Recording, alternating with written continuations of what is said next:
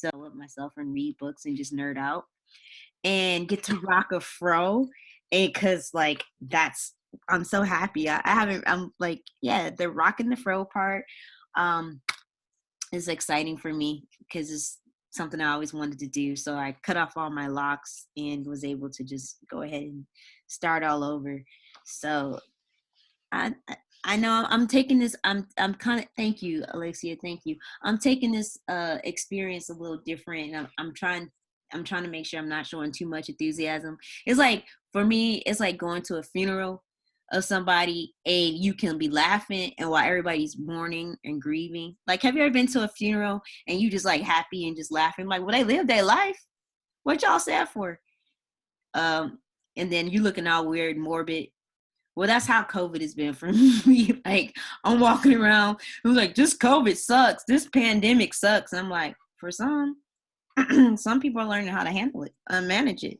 So I'm trying not to be insensitive to folks who are really struggling because I know mental health is a hard course. So all I'm going to say is use this time to be in quarantine of self-love.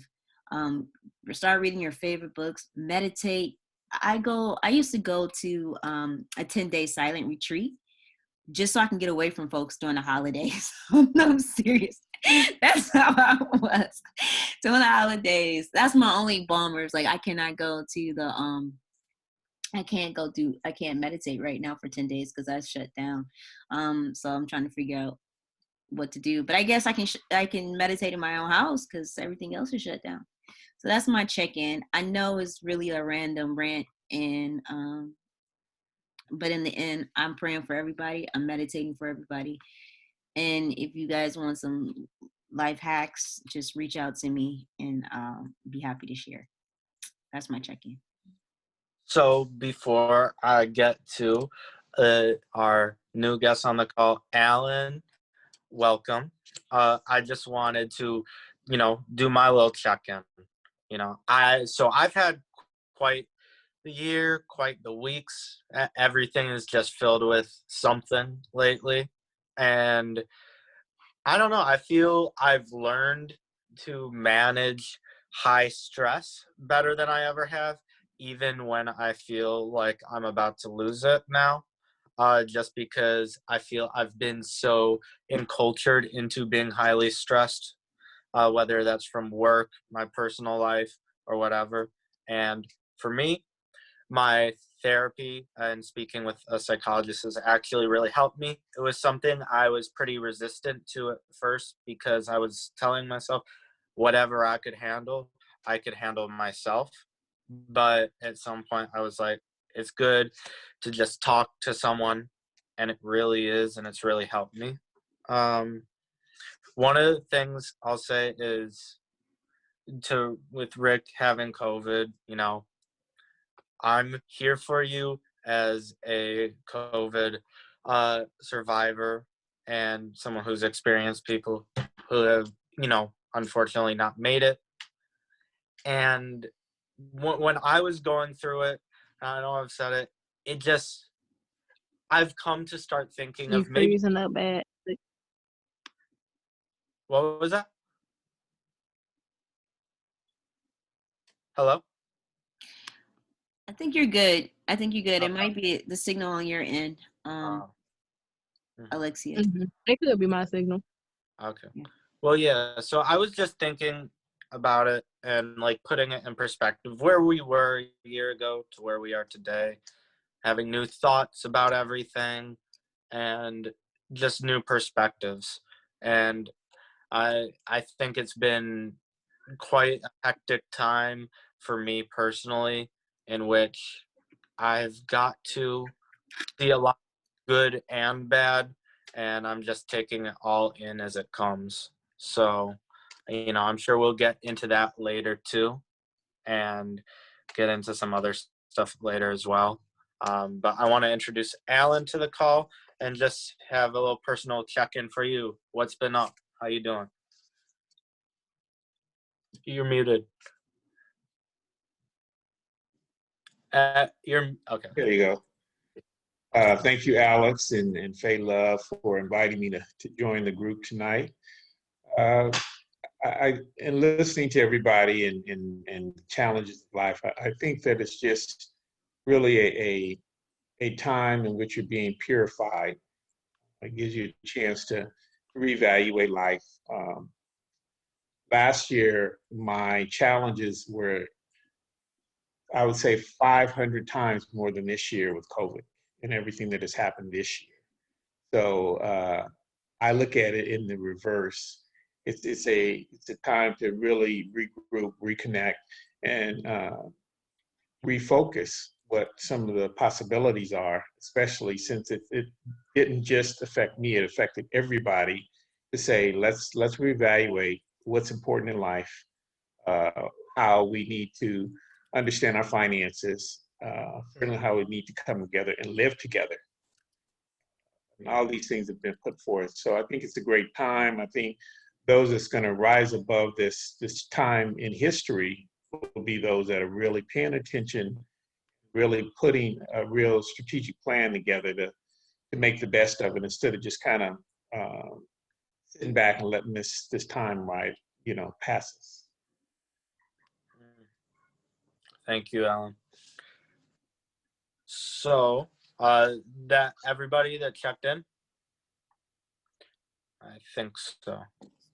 So yeah, if you don't mind, and we're ready to move on to our discussion for today. I'd like to just start by some things that I was just recently thinking about, and its intersection in national and global politics. There's just so much going on in the world. There's COVID-19, there's refusal to concede elections, there's a record number of hurricanes in a season, something we've never got to Iota before. And Iota was not even a minor hurricane. It got to a Category 5 in November, which is wild. And in a country like Nicaragua that was just hit by a powerful Category 4 storm. And then we have the issue of this transition of power in a way we've never seen before, too, with so many primary political issues at stake. And I was thinking today, what needs to be done moving forward to make sure that this next presidency is a significant one, and it's one where real change could be made. And how do you keep votes? I feel we're at such a polarized and political time that people are really demanding change now, which is a good thing. And people are mobilizing like they've never really done before.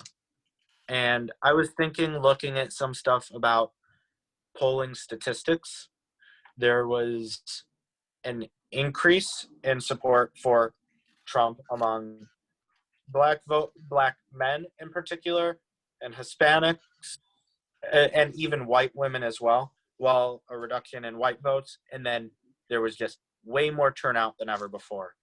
So 2 key issues that I think will play a role over the next 4 years are environmental policy, making sure that we actually do something to address climate change, and criminal justice reform.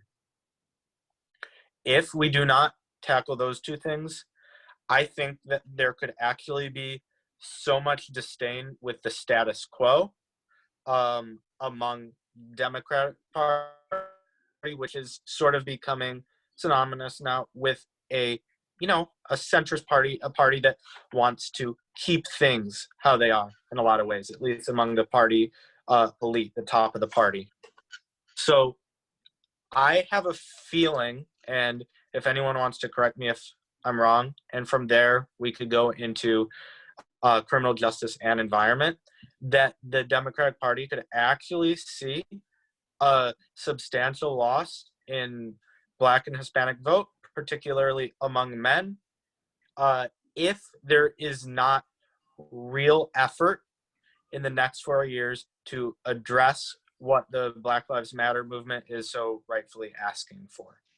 So I just wanted to open up and talk about that before we get into some other issues pertaining to the environment.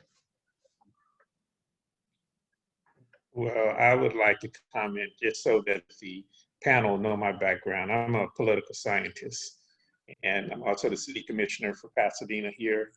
And I've been city commissioner for 10 years in the Northwest Commission, which is our predominantly Black or community of color. And just over the last 10 years, we've had 4 police shootings. We've been working aggressively on reforming and also creating measurable um, approaches to eliminate the efforts do so. But I think Alex touched up on a very relevant, I call it incident.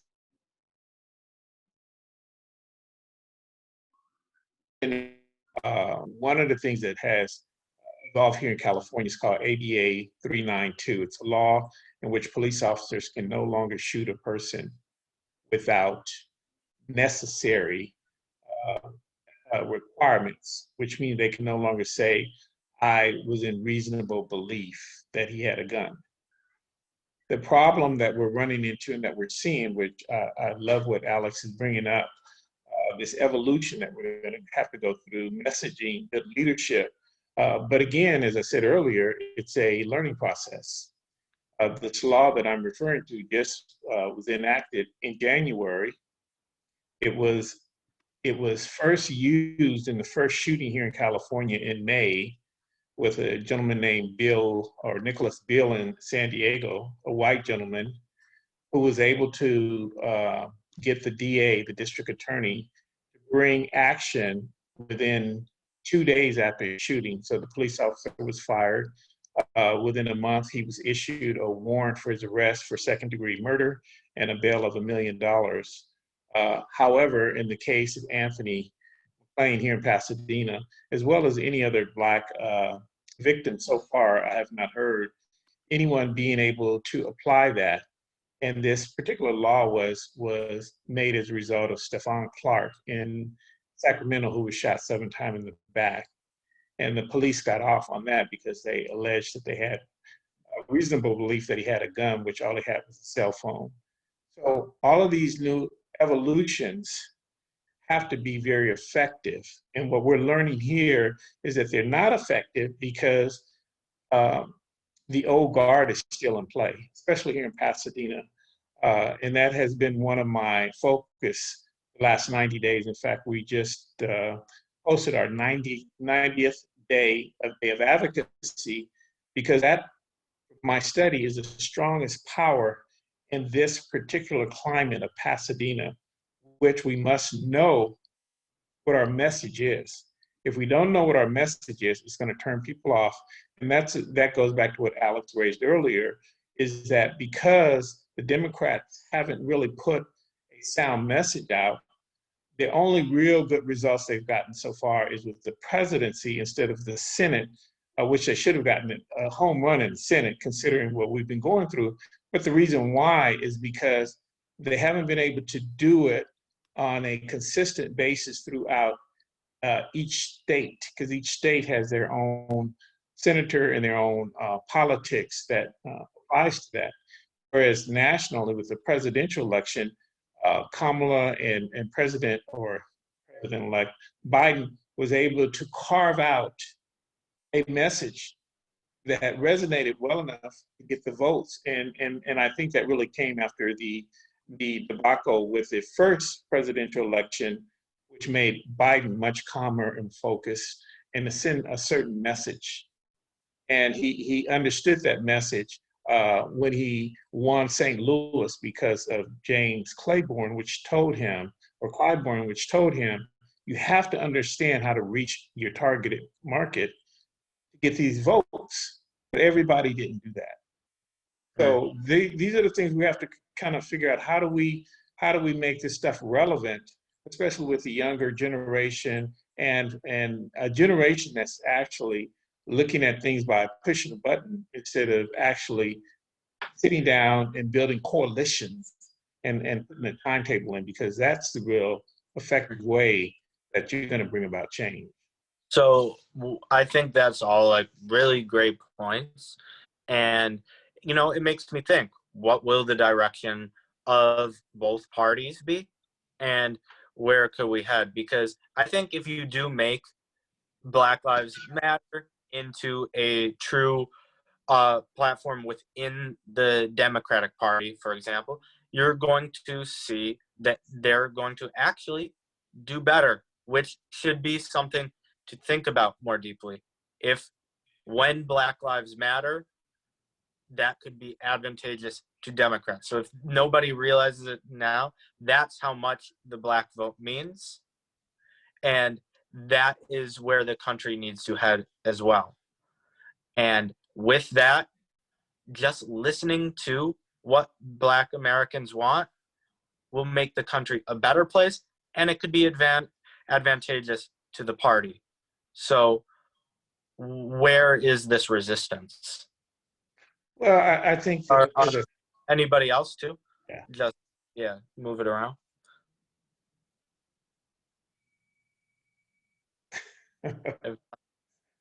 So it sounds like we got a lot of sponges out there. Unless Hey, somebody, I have to say something. okay. I just wanted to say, going back to what you're saying, I get what you're saying, Alex, about the black vote, but we don't want to just exclude the black vote. I mean, it's important, but we got to see how we can include it too, with also the Hispanic vote played a very key part in bringing, making it actually a really close race, because a lot of Hispanics voted for Trump. So we have to really see why their voice isn't heard. But there was some strong ally in that sense. We have to thank the Black women who actually got out there in Atlanta and helped raise the awareness. So the question is, where's the resistance? There is still there's still a fear of what happens when we become unapologetic and start to rise to power. That's the fear. What happens when we actually, not just anytime we show up, we win. I mean, how we got here on the first and over here in this country in the first place, like the fact that we're survived, we're descendants of greatness. As I say, anybody who would have any other, it would have been hard for other people to make that epic transfer, or that movement to come over to this country through the Atlantic translate of the slave trade. And so we think about our DNA, what we've already survived, and the history and the mental strength. When we show up, what we can achieve is amazing. And when we strategize to actually take over a state, which we did in Georgia, we won it. Anytime we come together as a collectiveness, as a collective consciousness, we win. So the fear is, what happens when unapologetically we can come together and win and actually say Black Lives Matter? What does that mean? Does the United States become a black state? Is that, I mean, I think folks are subconsciously kind of scared.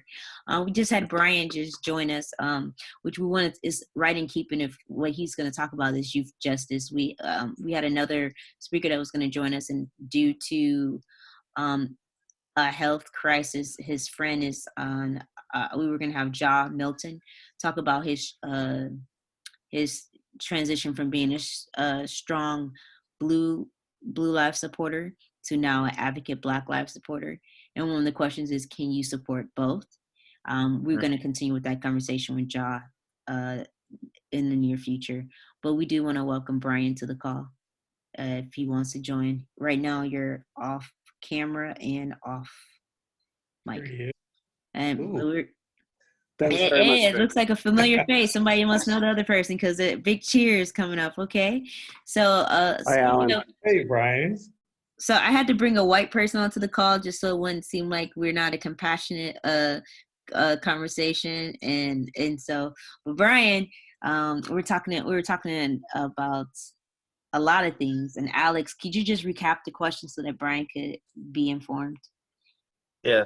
So one of the things, and I was just thinking about it like an hour or two before the call, was with the election just passing, and there going to be a new president soon, probably, but for all intents and purposes, there should be a new president soon. What are they supposed to do? What is President-elect Biden supposed to do to handle environmental justice and criminal justice reform. And if we're looking at something like criminal justice reform, and say he fails to act aggressively on it and to make that a key issue, as so clearly so many voters want, what can happen come like 2024 to a lot of the base that helped Biden get elected, of whether it's white allies, whether it's black voters or Hispanic voters in, let's say, states like Arizona that helped flip Arizona.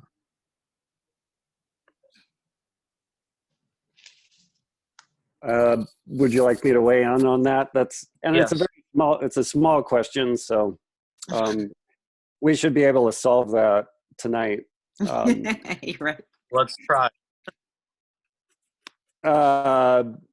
So the first observation I would make is that, yes, it's very important to hold Biden accountable for certainly the promises that he made over the campaign, and then the agreements that he made, especially around the Green New Deal, with people like Bernie Sanders and Alexandria Ocasio-Cortez and the Sunrise Movement, et cetera, et cetera. So there is that movement nationally, but I also think it's important to be talking about the movement locally as well. So I'm not sure, because the national conversation just takes so much time and energy, and thinking about all of the different relationships that you need and the partnerships and just the dynamics around working everywhere from the Sierra Club to Food First, or the variety of organizations out there that are doing great work. But if you don't mind, I would sort of like to concentrate for just a second locally, and thinking about criminal justice reform, because I think environmental justice and criminal justice are related. Because I often think that marginalized or frontline communities are ones that bear the brunt of environmental degradation. But in addition to that, I think that they also are the ones that criminal justice, the system, affects them even more. So, Faye, do you mind if I talk a little bit about what happened yesterday on that call and some of the areas that maybe we could be focused on, or would you prefer to stick with going after Biden? I actually think those are key points, and I would implore you to do that. And also, we wanted to go local. It was about youth justice, and so I would love to hear the voices of the people on our call too, all around everybody on the panel. And yes, please share. But let's figure out how we can come together as brilliant minds and a collective minds, because we need to hear perspectives from everybody. That's the way we'll grow. And don't feel that don't feel that your perspective is not valid. That's the whole thing, because that's what's happening in this world, is that people don't feel like they have something to lend to the conversation, and everybody has something to share.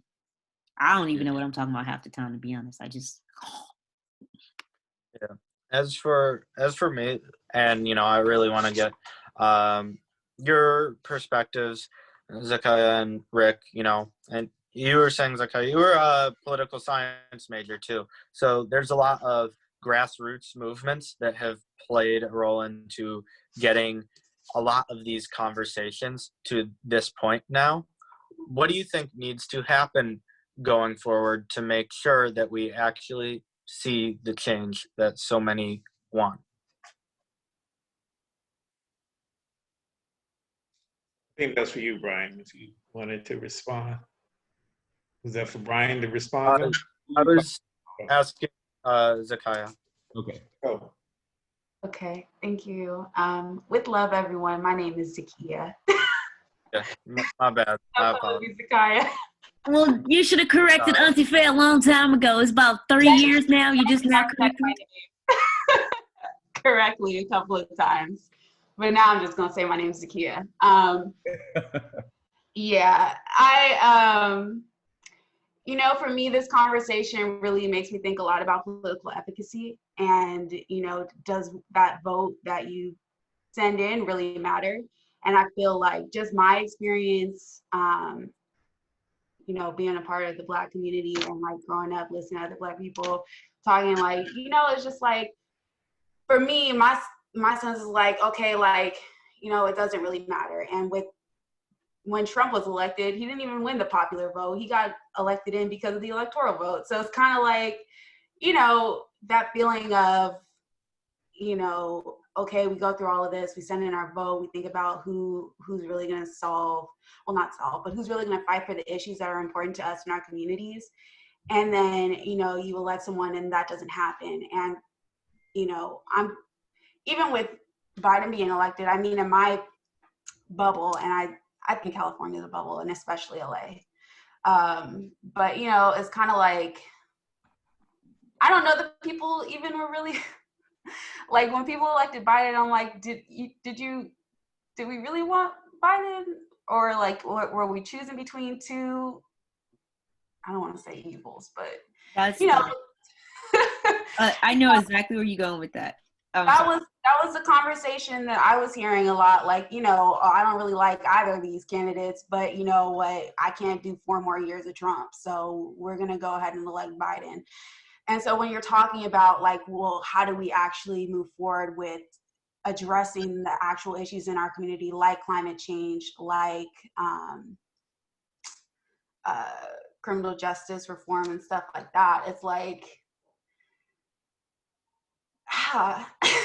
it's a conversation that we've been having for so long. Like, and I honestly don't have an answer to it other than to continue to organize on community levels and, you know, elect officials at those like local levels that will actually be fighting for the issues that are important in our communities. Because, you know, to me, like I actually interned for a Congress member. So it's kind of like, you know, I saw there were so many, you know, constituents would call every day and they'd be like, this is happening in our district and I need like this to be solved. I need this to be addressed. And it's like, okay, you know, that's one drop in the bucket. And then there's so many other issues that kind of get, you know, thrown in there with it and they're drowned out at the end of the day. So to me, it's like, I don't know that we can really rely on people who are so high up in the political system to really make a change on a community level. Like, I think that work has to be really done,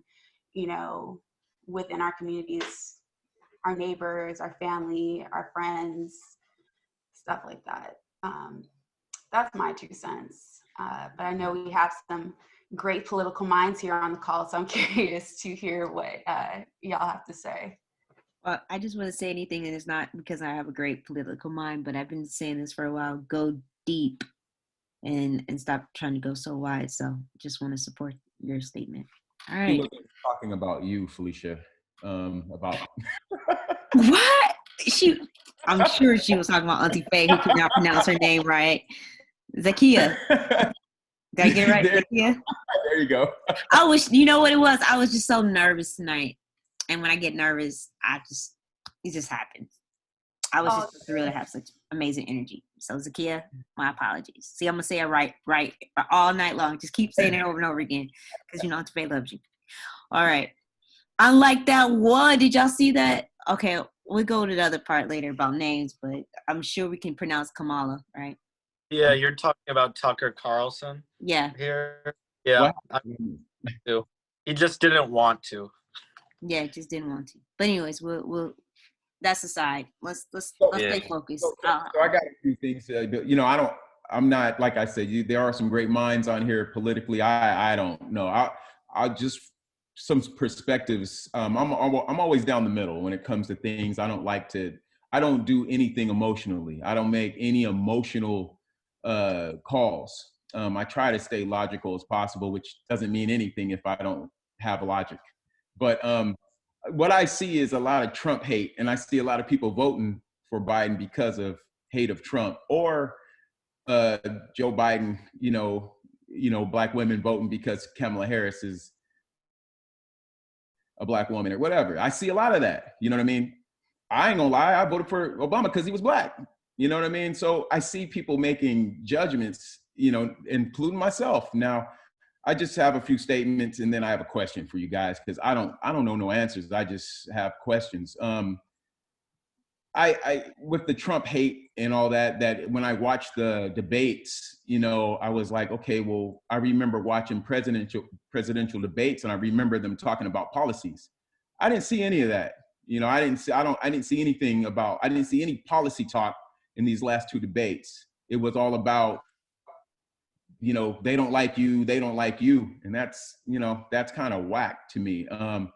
You know, if Biden doesn't do something, because I mean, like I said, maybe he was talking about policies. Maybe, like I said, I don't pay attention to politics that much. But when I did see them talking, like when they debated, I didn't see there was no policy talk. So now we're like, okay, we got what we want, or did we? That's what we're asking. So, you know, the good thing is, I think it's good that blacks voted for you know, and I'm not going to say Trump, I'm going to say conservative, because, you know, and I'm saying that because, you know, if like, let's say Biden doesn't do anything, or let's say, because he has a big job ahead of him. Let's not get down on the guy. I mean, he's got COVID to address first. In 4 years, it goes by pretty quick. But okay, so if he doesn't do anything, you know, because I was reading on the Black Lives Matter website that they want to work closely with him, right, about Paul. You can see it on their website now. They got work to do with him. If nothing happens, then the black vote is going to be split down the middle in 2024, and that's not necessarily a bad thing. You know, if nothing is done. My question to you all: I hear people talking about the vote, or is the presidency over? Did the electoral college vote? Is there any way this guy can get back in office? Who can answer that? Because it seems like no one's really sure if Biden won, because the media is saying it, but did he really win? Is it over? Well, it's not. If you want me to comment on it, Somebody. it's over. It's over from the voting process. There's different requirements that has to be met, and most the average voter don't know anything other than the vote, the day to vote, and the day to vote is the initial point of identifying, you know, who's going to be that person, which in this case is Biden. Then they have the electoral college. They get together, which I think it will be the 15th of December. Is it? 15th of December, and they will get together, and they will then make their final vote as to the presidency, and then of course the inauguration will be in January. The electoral votes are based on individuals who are elected carry out the wishes of each state that they represent. So that is why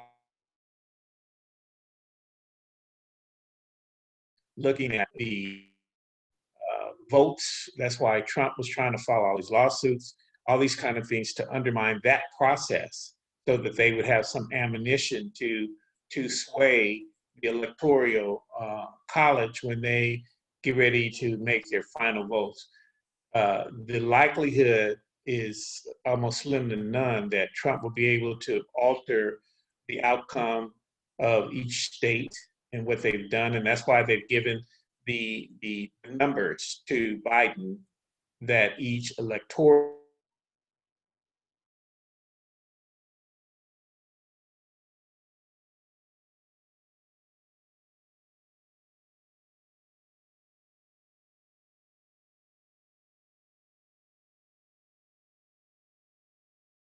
and as long as the votes come in to substantiate that, it's a hard ball to overcome with Trump winning the electoral college at this point. So hopefully that kind of gives you some clarity with it. And in the past, the reason why we have never experienced this in the past was because most of the electoral votes and the votes themselves were done on the voting day because most people went to the polls versus the mail. So that the likelihood of the mail votes were so small by that point because they'd already started counting them that they can make a pretty clear call at the end of the night that would reflect the electoral college. But in this case, with this new chapter, and that's why I was saying earlier that we're being purged, and that's the beautiful thing. If we're paying attention, we're going to learn a lot. And I think going back to what was said with the younger people, how are they going to know if their vote counts? How are they going to know? I think this is an incredible time to learn and see what's going to happen, because now you can put a lot of the history and perspectives, especially if you look at the civil rights movement and what that's done, because had it not been for that, there would be no Black Lives Matter. Yeah. The civil rights opened up that to bring in the Black Panthers, to bring in now Black Lives Matter. And Black Lives Matter in their 6 years or 7 years of existence have made so many major strides that, trust me, it's been as fast as the internet has been. So it's a lot of progress that's being made here. So I think Alan brings up a lot of good points there too. And I mean, we have never really also seen our institutions challenged in a way like they are being now. Just the force of, Donald Trump's political will or vengeance, if you will, versus the effects of the pandemic and social media. We're in a weird era and period now where truth and how much that matters is being eroded. And when that happens, when the person, I don't remember her name, but in charge of certifying the elections won't do that and is just continuously waiting, when all these other truths around us, like whether COVID is real, whether it's pandemic versus pandemic, whether global warming is real, etc., are thrown into question so much. What do you think just this means for our institutions as a country, and not just on the election, but in other serious issues that we need to address moving forward? What do you think that this erosion of truth means? Any thoughts? Brian, do you have any thoughts there? Brian? So the erosion of trust has a enormously detrimental impact on democratic institutions. So government at all levels suffers because of the, and the Trump administration has been really effective at this and continues to do it, to undermine the validity of elections, to undermine the validity of the news media and journalists, to undermine science, to undermine research, to undermine, the fact that one of my very, very best friends in the world died in April due to COVID-19, and I have the death certificate from Huntington Memorial Hospital to prove it. And so for this constant refrain of falsehoods and untruths, it makes so many people, 70 million people at least, have questions about whether or not our government and our institutions are being run authentically and appropriately. And the damage that's been caused is going to reverberate for many, many years. And that's actually the great question for where do we go from here, is how do we then not only rebuild the trust of the people, but how do we rebuild those institutions so that we can have trust in them, especially if we're talking on a federal level. Again, I tend to go local because I think that's where we make our greatest impact. And I just came from a call with the NAACP, and they were interviewing the mayor-elect, Victor Gordo. And for me, that's one place where we can really start to make some changes in a lot of these areas, whether it's environmental justice, juvenile justice, the housing justice, wage justice, employment justice. So I apologize for doing that, but I kind of like to keep drilling down locally because I think we can see some significant changes there. So I Can I hopefully pause that there helped for a a little. second? Actually, we're gonna have an art share. And actually that's really what I want to take you to, because this is I just want to go back to that real quick, and then and then we can go back to the conversation. But this piece of art, actually, can you see the screen right now? Yes. That's what else do you see? I hope you just see my art, not everything else on the screen. But this was a piece. This came out of a conversation, and that I was having a conversation about just going deep instead of going wide. And if we can go deep and get those roots planted, and everybody keeps to plant those roots in their own area, that's when we can really affect change. So this was this actually came out of the conversation, basically what you're saying, Brian, when I was talking to some folks in New York on a call, and the artist was inspired by the movement of just going deep and not wide. And we are seeing that when, just like the bamboo tree, I always talk about that story of the bamboo tree, where the tree's roots, you don't see the results of the tree. Can you guys hear me? You don't see the results of the tree. It takes like 1 year. You can plant the seed, you don't see anything. 2 years, you don't see anything. 3 years, you don't see anything. 4 years, you don't see anything.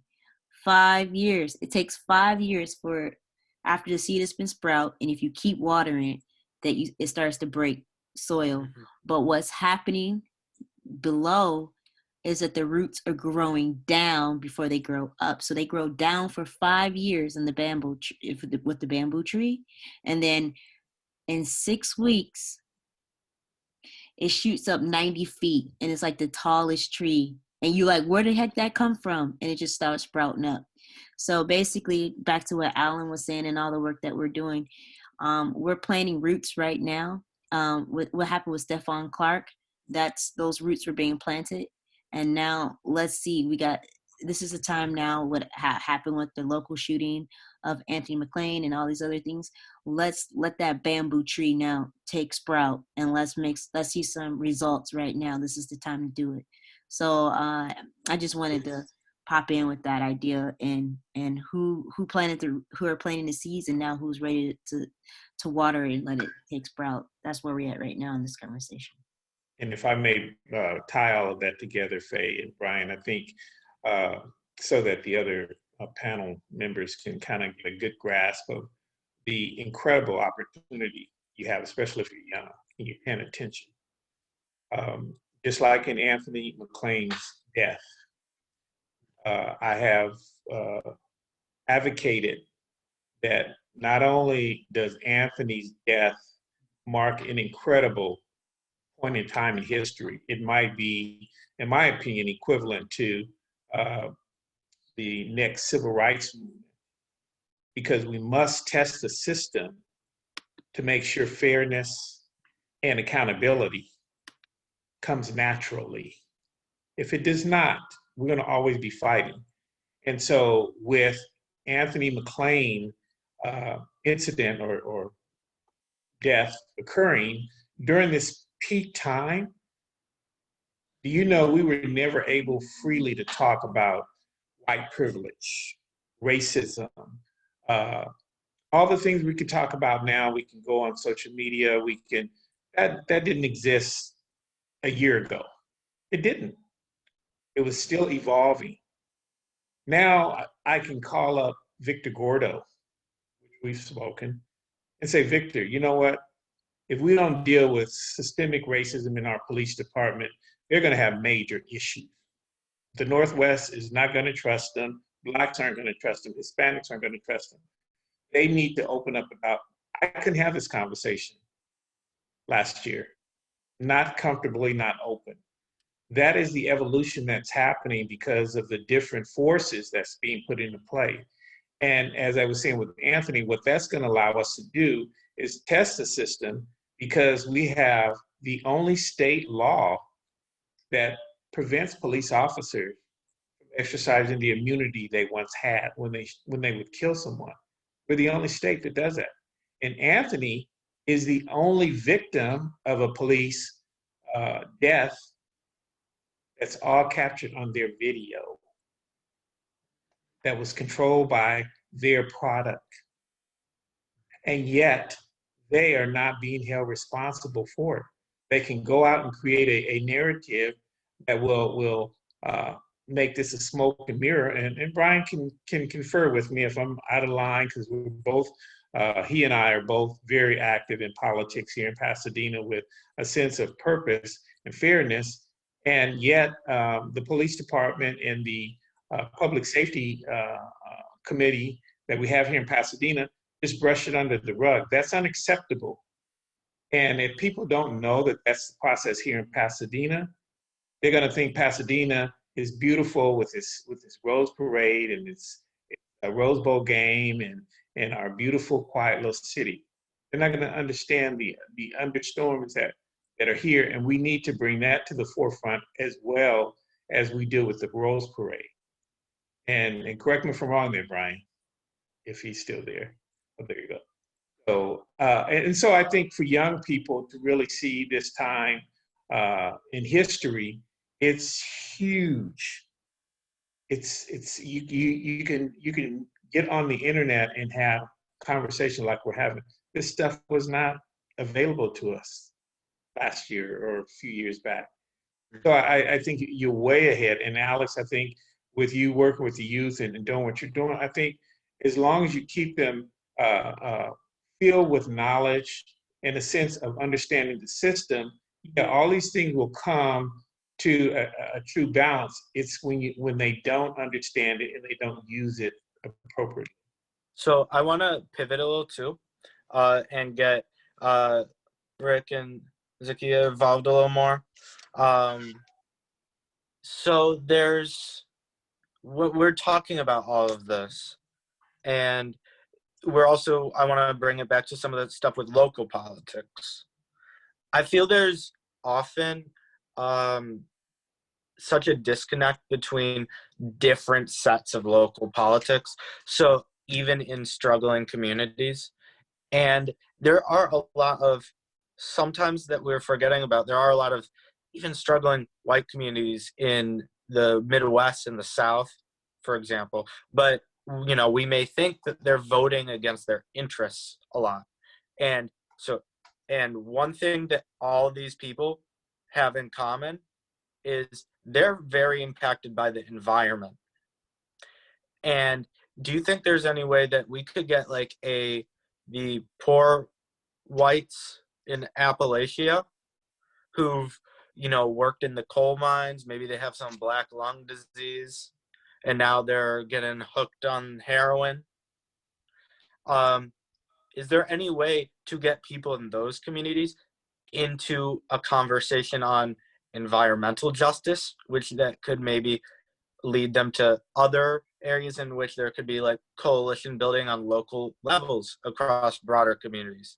And if you think about it too, they're very impacted by this. Working in a coal mine is not exactly producing the cleanest air in communities either. So what would you say to those like poor white communities? Well, Do you have thoughts, Rick? No. No, I just feel like, you know, it all comes down. I'm like I said, you guys are much more educated on. You try to get Rick to think. Oh my gosh! Never mind. I'll stop. Yeah. No, you're right, girl. No, you know, it just comes to the policies and the people that, you know, people who are in, you know, running in those areas. Do they care about the people there, or are they running for power? I mean, it's, you know, what do they do? Do they march like us, like Black Lives Matter? I mean, what, for those communities that I'm not familiar with, you know, I know it comes down to, you know, getting stuff on their ballots, them to have some kind of education in that area. Are there, you know, are they having the people who are running you know, the city officials, is this something that they care about? You know, I'm not in those areas. I live in Fresno now. I know, I just moved here, and it's I used to live in Compton. I'm very familiar. I would always be, you know, visit Felicia in Pasadena. I know you guys, I know what you're saying. I actually been to one of her events where actually right before, you know, there was the cop had shot, you know, shot someone. Felicia had an event where she invited police officers to meet the community, which was down Same local part. official, and yeah, yeah. You know, it comes down to those officials in that area. Do they have people who care about them to change those policies? Are they informed that there can be changes made for them for those local areas? Like Brian was saying, I think because like when I voted, you know, I voted for Jesus. I didn't, you know, I didn't want to, yeah, I didn't vote for either one. But what I'm saying is, I did vote for policies. I voted for, hey, I'm always voting for Jesus. What are you shaking your head at? But no, I vote for policies because, like Brian said, on a local, you know, we can change. If we can change our immediate areas, you know, that's something that's good to focus on. You know, and those communities where people are doing those jobs where they're in you know, do they have those people there that care about them? It all comes down to policies and who are we voting for? And do they really care for us? Are they telling us what they're doing? Are they talking about their policies? Do they have a plan to carry through their policies? What are their plans? Are they going to tax us here or there? So we just need to be more informed in all areas you know, in our communities. So Uh, one thing I feel like just often with those demographics of the, you know, poor and heroin addicted whites, not all of them are addicted, but there's plenty that are. Dave But like, Chappelle said they all yeah, are. they all are Oh 100. my gosh. These are But not the views of compassionate arts. We'll just have I, to put this disclaimer out there. Okay. but if we're like being really serious there, they feel left behind. And I think whenever anyone feels left behind, it shouldn't immediately be dismissed.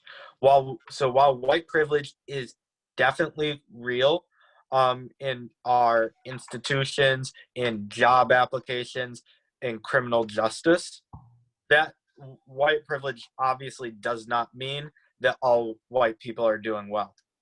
Not at So all. if there should there be more of a place to include like all struggling people in these conversations Yes. so they could feel heard. And maybe if politicians are trying to make them feel heard, which Trump actually did a good job with because he spoke directly to them. If there's someone speaking directly to them and talking about environmental justice, about new jobs coming there to their communities, while they're also talking about stuff like Black Lives Matter and criminal justice reform, maybe there's potential there. Yeah. I just wanted to add something back to a movie that is Aaron Brockovich. Don't forget about Aaron Brockovich, which is a good example of this the fight and the lawyer that had to go in and fight and rally a community due to environmental justice because of the coal mining, and everybody was getting sick with cancer. It wasn't coal mining. What was it? It was the waters in West The Virginia, waters, right? yeah. Yeah. The water, and everybody was getting sick with cancer. So, I mean, you know, what they do that you have to they start suing, lawsuits, right? I think that's how they get back at it. It's like, I'll sue ya. So how do we get everybody in the conversation is what you're asking, and Yeah. and lessen the divide, because really it's not about really, it has to do more about being oppressed, marginalized, and having less resources than a lot in all areas. I'm from the Midwest myself. I'm from Michigan, and let me tell you, that's a scary area, as you all know. Gun toting folks right there walk right into the state capitol. and try to kidnap the governor. I'm still surprised nobody is talking about this. I am Hell, still surprised you that. got Kid Rock and Ted Nugent. Yeah. Okay. Exactly. Yeah. Okay, I'm done on my little rant. So I've drank that water in Michigan. That's probably why I think the way I do when I speak the way I speak. That makes sense. So Zakia, did Auntie get it right? Did Auntie get it right? It's Yeah. with Huh? Kia, but it's okay. What? Say it again one more time in my good ear. Zakia. Okay. I know I got it right 5 times I just was pushing my luck. But anyways, I need to eat. You have any ideas to share? Yeah, and Rick, I'm gonna have to disagree with you a bit. I don't Please think do, because it was getting boring. I was about to say thank you. I say things to be disagreed with because I'm getting bored. No, go ahead. I'm sorry. Yeah, I mean, ideally, we could rely on our politicians to care, people we elect to actually care about the issues that are important. I mean, like, and to an extent, I think that people who run for office and elected, I would like to believe that they, to an extent, actually care about the issues of the people in their community and that those are the things that are the priority. But also money, like to me, it's like, like they was saying, when people start suing, when people start getting loud, when people start like, okay, like we said when we were electing you, like these were the issues that were important to us, and then you were like, oh, okay, yeah, like those are important to me too. Like, let me get that vote. And like, I'll see you when I'm done meeting with all these other people who have way more money to, help me get whatever's on my agenda. And yeah, I don't think it necessarily has to come down through the politicians. I think that goes back to our conversation before about like trusting trusting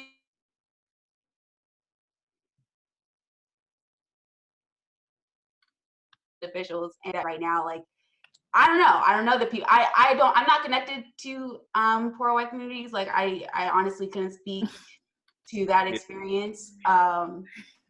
But I don't know. I think that the divide between people of color and white people that are poor is just silly, because at the end of the day, it's all about money, like that illusion of like better than you because your skin is a different color, So much of that goes right back to, slavery. You look at where the poor whites were, getting thrown over into Appalachia because they basically were like lower class whites there, but then told one thing to keep them confident: you're better than black people. And then that's it pretty much. And then they're just kept saying that to themselves. Well, I guess we're better than black people at least. And then that became their mantra for like centuries. right. And it plays and reverberates till today. Yeah, I don't know. If I were to say like, how do we actually reach those people? I mean, my thing would probably be like, how do we get resources into those areas, and how do we like educate people in a real way? Because like and going back to what you were saying earlier about feeling left behind, it's like, do those people have even access? Do most people even know who their local officials are? I think you sound like you were agreeing with me. I agree with everything you said. What did you not agree with? Because I agree with everything you said. Yeah.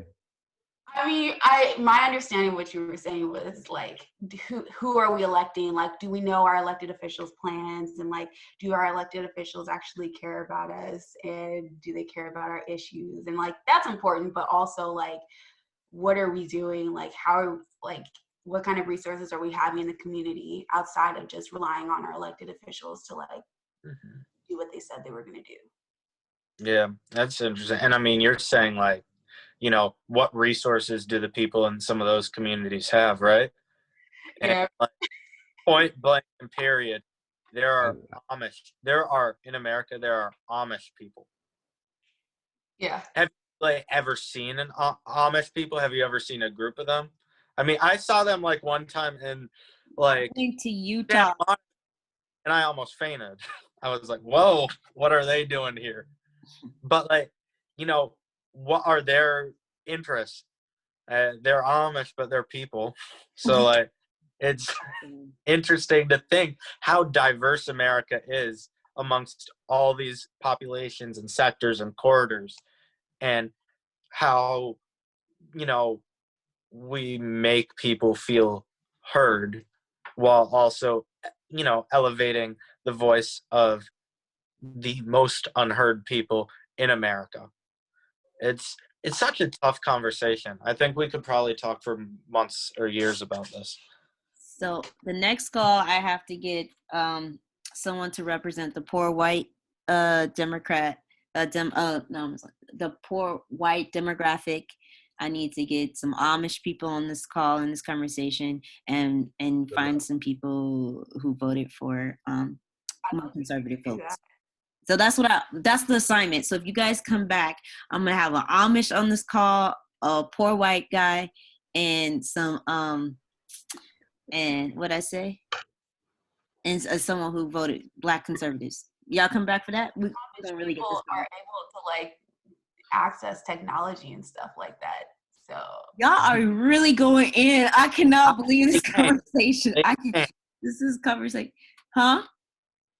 They can't. They just can't use internet or any technology. It's against their religion.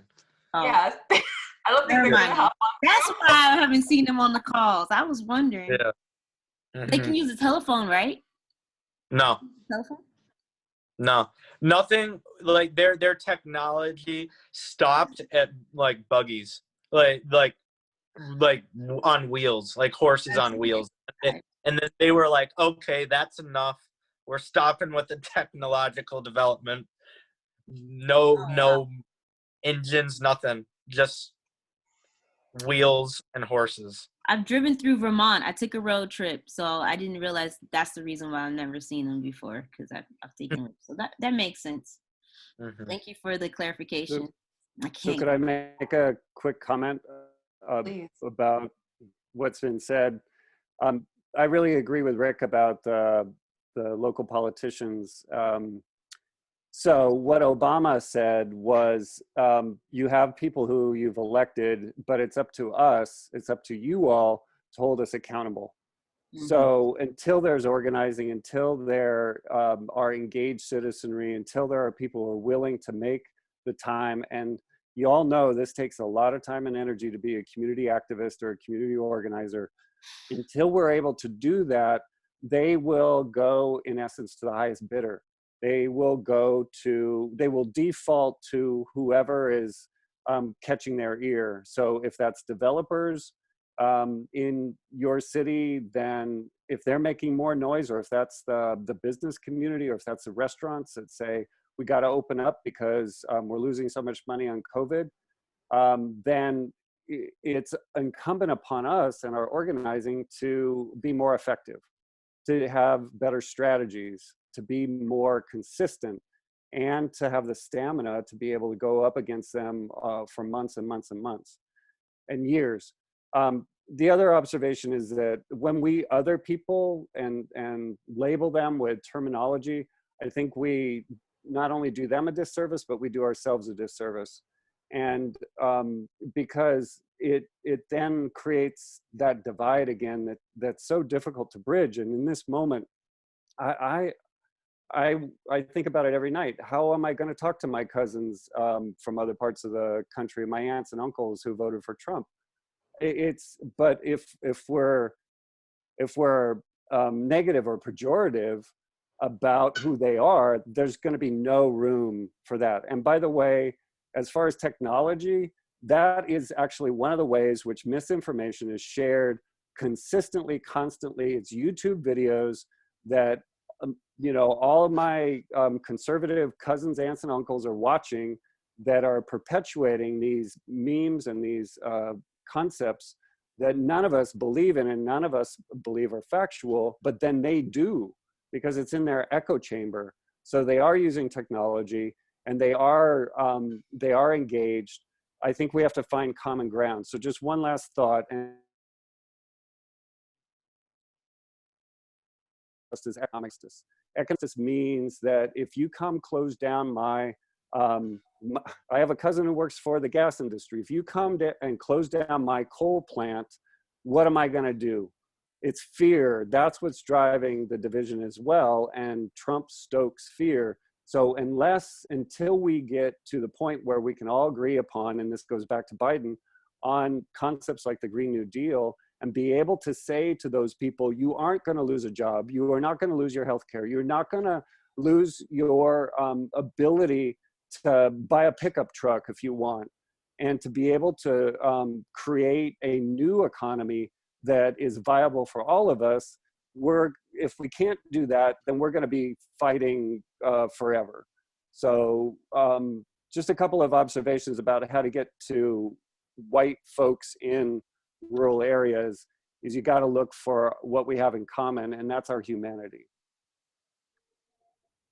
No, I agree with that.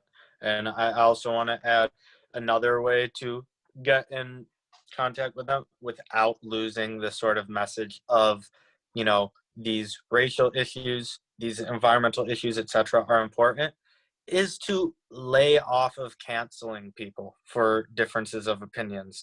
Because if you keep doing that and you go after even, comedians, people sometimes want to be able to speak freely. And go after the people who really, really mess up with what they say and say like terrible things over a long period and consistent period of time.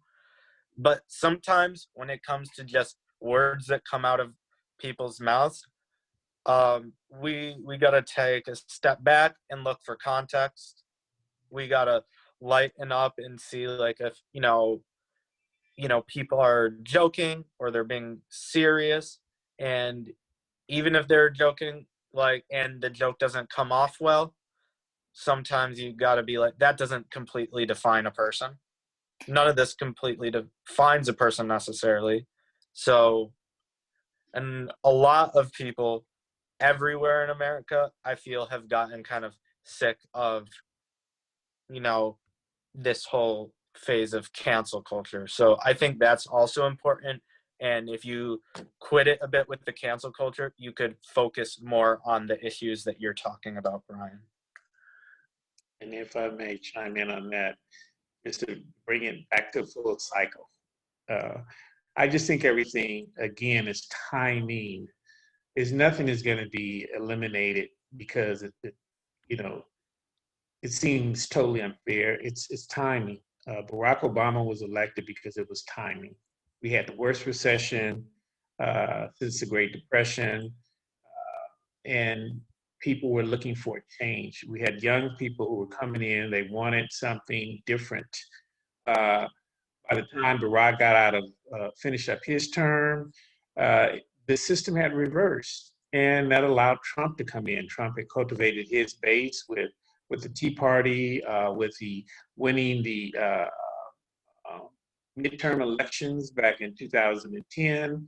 All these different things are factors that if we're educated and understand the process, then the best thing we can do is to stay active and pay attention. You got to stay consistent. And that's why I started this conversation off with the panel today. And I don't know if Brian's been keeping up with me or not, but I have put out 90 days of advocacy about the failure to apply ABA 392 to Anthony McLean, which is a state law, which has been applied to someone in San Diego with a drop of a hat, the yet an African American who experienced the same thing. They don't even apply it, they don't even acknowledge it. It's going to take consistency, and we have to stay vigilant. You young folks are going to have to do the same thing. It's not going to be this automatic thing. You have to stay in the game. You have to become in tune. Otherwise, if you get frustrated or you allow the system to beat you down, you're going to have a bigger battle ahead of you. So that would be my encouragement. And I say this because I've been in this battle a long time. I have tons of mentees. I come from a single parent household with 13 siblings.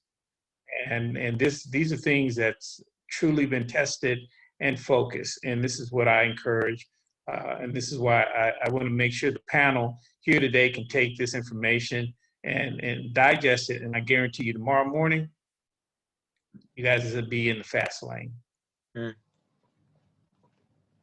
Thank you. Except for Brian.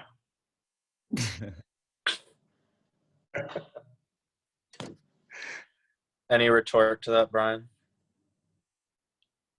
I agree. Brian, can you come back next week and talk about the youth justice call? I would like to invite you back to just focus on that strategy. And Alan, maybe we can figure out how we can align our mission to strategize on those needs and build something and locally, how we can do it locally, because everybody's representing different areas, and how we can locally figure out how we can get some justice within our own communities and invoke the youth voice more. Maybe you guys can help us with that. And is that it? Nah, no, it is not. I know I could. This is what happens, you know. I feel like I'm dealing with some issues over here, some underlying issues, and I can't talk now. So I'm just gonna say my little niecey, boo, my little niecey. Maybe you can. You're a huge. Tell the folks of what you're doing too in the world about how you've been strategizing, organizing the youth, and bringing awareness, and through media, a lot through the media platforms. Can you share as we start to go out? Yeah, absolutely.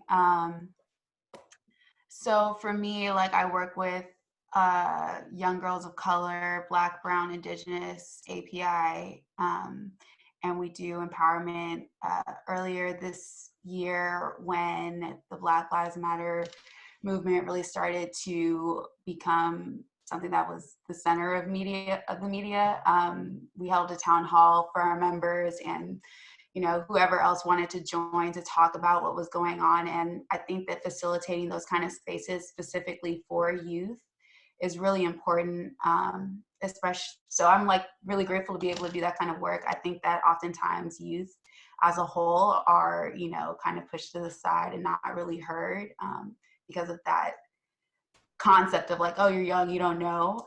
So really being able to hold a microphone to their voices and their ideas and their experiences and being able to like understand a different perspective, I think has been, important will be important not only for people who are like in positions to make those changes or to help facilitate those changes, but also for our youth to be able to step into those leadership roles. So yeah, that's kind of, I've done a lot of different events, but I think in terms of the context of this conversation, that is probably one of the most relevant. Actually, this Sunday we'll be holding another town hall for them. That's what I was going to say. You mentioned what's happening up on Sunday because you can really do another one. So yeah. Yeah, absolutely. I'm getting ready to do another one on Sunday. We're going to be doing a post-election town hall where they're going to be able to talk about like their experiences, how do they feel about the election, how it went, this transition process. Who's president? Not happening. Yeah, right. And to kind of also offer a space for people to heal and do health and wellness. We're trying to get some speakers on. We haven't confirmed anyone yet, but we do have a couple of people that we are trying to bring on that have experience in the political arena as well as in providing, mental, spiritual wellness. Your short list. Who you want? Who you're interested in bringing? Oh my gosh. Keep it short. We don't have much time. Just short list. 1 or 2 people. I know. I've been working with one of my colleagues and she's been sending me so many people and so Sonia Renee Taylor is one of the people that I can remember right now. I'm having a bit of a blank I'm sorry. Is that who you want? Or is that what you thinking of? Or okay, and then I'm gonna stop right now because I can do A, B. I can do a whole bunch of follow-up questions because I just start getting curious and just get nosy. I don't know if I'm curious or just nosy. That's just the Auntie Faye part of my personality sometimes. So, but thank you so much for joining us today. And like I said, hopefully you can hop on one of these calls again. We really enjoyed having you on the panel today. And For having me. It's been amazing. I enjoy this kind of conversation. I'm trying to find all of you on LinkedIn, low-key. I'm just letting y'all know. Oh yeah. Fine. Okay, my portfolio. Well, Good she up her Google stalking us. That's what I just found out. Somebody else just did. Brian was on a call, and we were on a call about youth justice. There were some key topics, and I think we should have a roundtable conversation about that next week, maybe if that's in your schedule, Brian, and we can lead that, and it'd be great.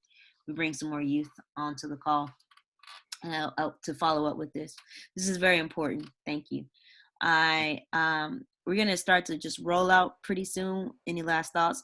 But before we go, I'm gonna let you know I'm gonna play our new theme song. It's powerful. Oh my gosh, I'm so excited. We got a theme song. It's called Step Up by Monique Ella Rose. We're gonna roll out. You can just dance in your chair. This is a DJ set. We ended with like a DJ set. So if you want to just groove, there's a few more songs to play afterwards, but we're gonna roll out with this.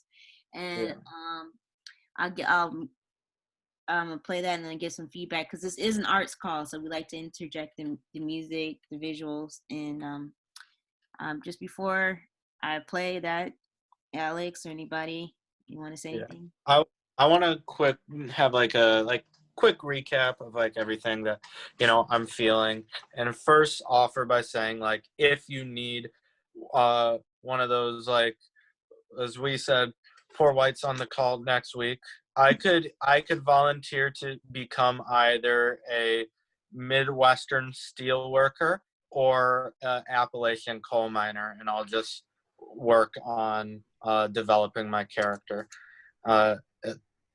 If that works. Yeah, sure. This is arts call. He's gonna go. Okay, I love it. I'll do a full character. I want to be a character next week too. Can I be a character? I want to be one. What do you want to be? Well, I've been known to be a hick every once in a while too myself, but I don't know if that's something that we allow. All right. Well, finally, I'll have someone to agree with me on this call. I'll get you right now. I'm gonna be the black conservative. To be the black, we all come as our alter personalities. Actually, you want to know what, y'all? I'm gonna be so transparent right now. Don't cancel me, but my alter ego is a gay white male.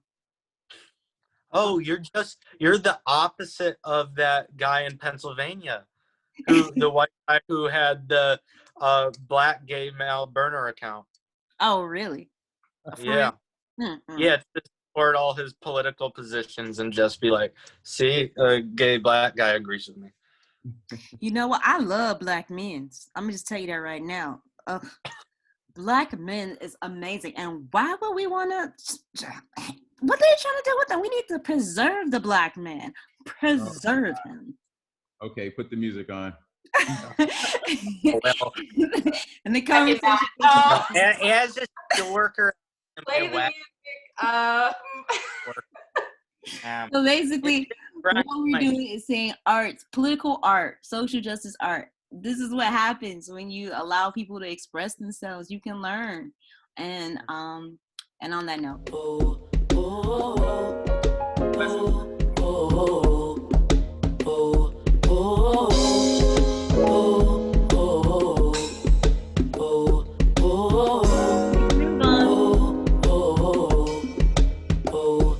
If each one could reach one, then we'll be stepping into a new day. Stop searching for a leader. Square your shoulders and make a new way. Oh, we've got to step up, step up, step up, and make it happen. Oh, we've got to step up, step up, step up, and make a difference. Oh, we've got to step up, step up, step up, and make it happen. Yeah, then we will.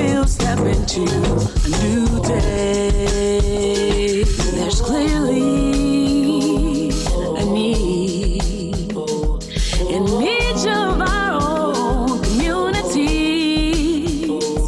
Stop pointing your finger. Put your time in and watch your seed reap. Oh, we've got to step up, step up, step up, and make it happen. Oh, we've got to step up, step up, step up, and make a difference. Oh, we've got to step up, step up, step up, and make it happen. Yeah, then we will step into a new day. Oh, I believe in you. Oh, I believe in we. Oh, let's put our heads together. Let's step up and work as one. Oh, we've got to step up, step up, step up, and make it happen. Yeah, yeah. Oh, we've got to step up, step up, step up, and make a difference. Oh, we've got to step up, step up, step up, and make it happen. Yeah. Then we will step into a new day. I believe we can live in harmony. Yeah, yeah, I believe that we could live in harmony. I believe that we can live in harmony. Yeah, I believe. Yes, I believe. Yeah, yeah, yeah, yeah. We shall dance into. We shall run into. We shall step into a new day. All right. Thank you all for joining. What y'all think of that song? Isn't that a dope song? Yeah, who is that? That is Monique Ella Rose, compassion artist, straight out of Detroit. Oh. My god sister. So right, yes. And she is doing it. And she's about to drop another album coming out soon, but you can find her on all streaming platforms. I'm gonna play another song coming up, but you guys can tune in or just listen to it later. It's called Don't Quit, another one of her amazing songs on this album. She has 2 albums out and she's working on her 3rd. And again, the name is Monique Ella Rose. Look her up on Spotify, Apple, whatever, all these others. I don't know. I only use one. All right. Thank you guys. It's been a wonderful time. And do you. I'm about to do me. I'm about to play this jam.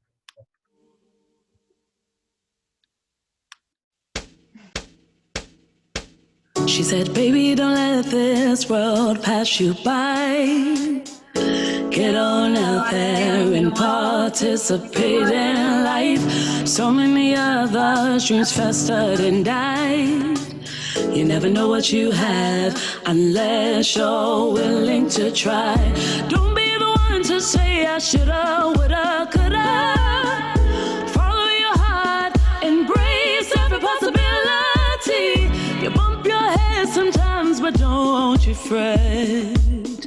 And always remember, don't you ever quit. No, no, no, no, no. Don't you ever quit. No, no, no, no, no, no, no, no. She said, I tried many of things that came to my mind. Some worked and some didn't. I lost some money, love, and time. But through my failures, I discovered the key. It doesn't matter where you start, as long as you're starting. Don't let anyone tell you your dream is too big. They have small minds, so how can your dream fit? Success is waiting past your fears. And always remember, don't you ever quit.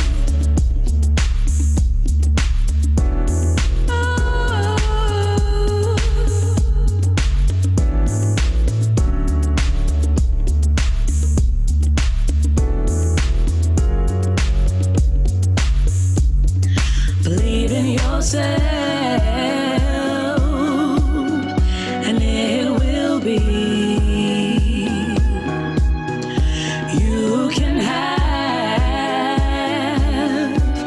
You can have what you dream. Speak it out and write it down.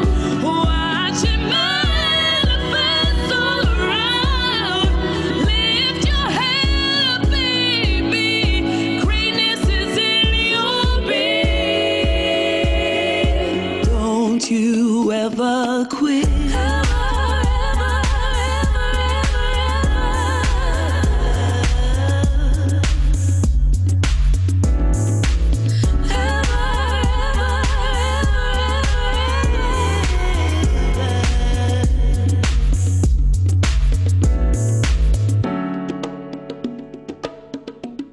You can have what you dream.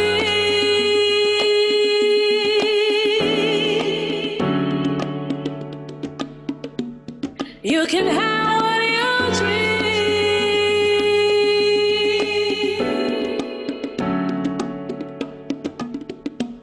You can have what you dream.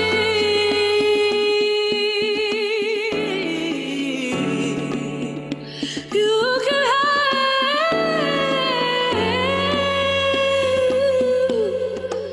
what you dream.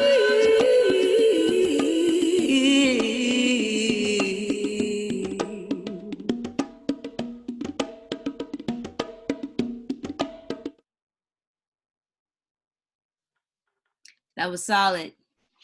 Thank you. Great job, Alex. You Next too. week. Same bat channel, same bat time. Mm-hmm. Let me talk to you for a second after. Sure. We'll go back. We'll come back.